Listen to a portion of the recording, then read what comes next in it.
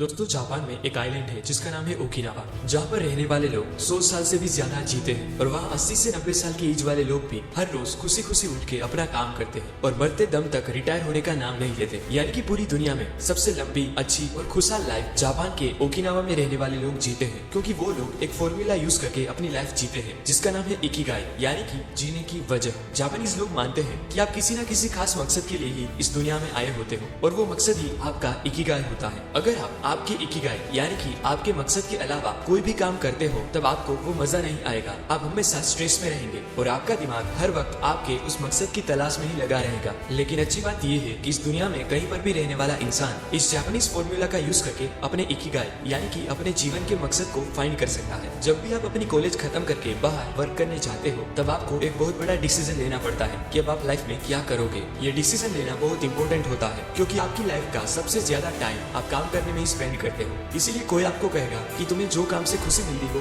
वो करो, कोई कहेगा तुम जिस काम में अच्छे हो वो करो, कोई कहेगा वो काम कर जिसमें सबसे ज्यादा पैसे मिले, या फिर कोई ये कहेगा कि बेटा ऐसा काम कर जिसकी दुनिया को जरूरत हो। अब इसमें प्रॉब्लम ये है कि हर कोई हमें इस चार में से किसी एक ऑप्शन को ही चूज करने के लिए कहता है, जो एक गलत एडवाइस है। इकिगाई इन चारों पार्ट्स का कॉम्बिनेशन है और अगर इसमें से कोई एक पार्ट भी मिस हो तो आपकी लाइफ में क्या प्रॉब्लम्स आ सकती है वो हम एक डायग्राम की मदद से समझेंगे। पहला सर्कल है व्हाट यू लव, इसमें वो सारी चीजें आती है जो आपको करना पसंद है। दूसरा सर्कल है what you are good at, इसमें वो सारी चीजें आती है जो काम आप अच्छी तरह से कर सकते हो। थर्ड है what you can be paid for, इसमें वो सारी चीजें आती है जिसमें आपके काम के बदले में आपको पैसे मिले। एंड लास्ट फोर्थ सर्कल है व्हाट द वर्ल्ड नीड्स, इसमें वो चीजें आती है जिसकी दुनिया को जरूरत है। अब देखो, फर्स्ट और सेकंड सर्कल के कॉम्बिनेशन से आपको आपका पैशन मिलेगा, यानी कि जो चीज करना आपको पसंद है और उसमें आप अच्छे भी हो तो वो काम होगा आपका पैशन। एग्जाम्पल, नई चीजें सीखना और प्रोग्रामिंग करना आपको पसंद है और उस काम में आप काफी अच्छे भी हो तो यूजफुल नॉलेज पाके प्रोग्रामिंग करना आपका पैशन हुआ।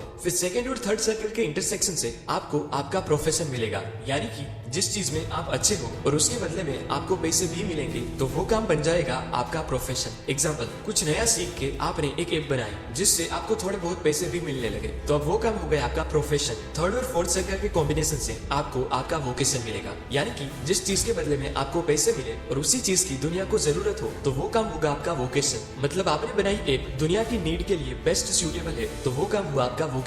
और लास्ट में आपको आपका मिशन मिलेगा, यानी कि जिस चीज की दुनिया को जरूरत हो और वो ही आपका फेवरेट वर्क हो तब वो वर्क करने का रीजन ही आपका मिशन बन जाएगा। एग्जाम्पल, जिस ऐप की दुनिया को जरूरत है उस पे ही वर्क करना आपको बहुत पसंद था तो आपकी पसंद और दुनिया की नीड बन गया आपका मिशन। प्रॉब्लम तब आती है जब लोग आपको सिर्फ आपका पैशन फाइंड करने के लिए कहते हैं, पर सिर्फ पैशन फाइंड करना काफी नहीं होता क्योंकि वो इकिगाई का सिर्फ एक पार्ट है। आपको ऐसा वर्क फाइंड करना चाहिए जो बाकी तीनों कंपोनेंट्स को भी सेटिस्फाई करे। एग्जाम्पल लेके बताऊं तो समझो आपको ब्लॉग लिखना पसंद है, आपने बहुत मेहनत करके अपनी ब्लॉगिंग स्किल को इम्प्रूव किया और अब आप उसमें अच्छे बन गए हो और दुनिया को आपके ब्लॉग्स पढ़ के कुछ नया सीखने को मिलता है, यानी कि दुनिया को आपके काम की जरूरत है और वो आपको आपके काम के बदले में पैसे देती है। मतलब कि ब्लॉगिंग ये चारों कंपोनेंट्स को सेटिस्फाई करता है, यानी कि ब्लॉगिंग आपका इकिगाई है। आपका एम होना चाहिए ऐसी चीज को फाइंड करना जो पैशन, प्रोफेशन, वोकेशन और मिशन इन चारों कंपोनेंट्स को सेटिस्फाई करे और इस चारों कंपोनेंट्स के बीच में ही आपको आपका इकिगाई मिलेगा, यानी कि वो काम मिलेगा जिससे आप पसंद करो, जिसमें आप अच्छे भी हो,